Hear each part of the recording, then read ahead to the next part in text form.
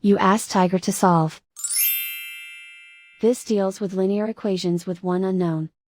The final result is k equals 9. Let's solve it step by step. Swap sides.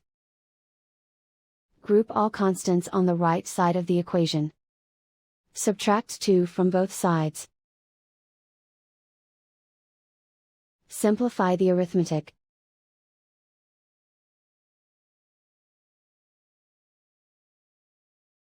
Isolate the k. Multiply both sides by 3. Group like terms. Multiply the coefficients.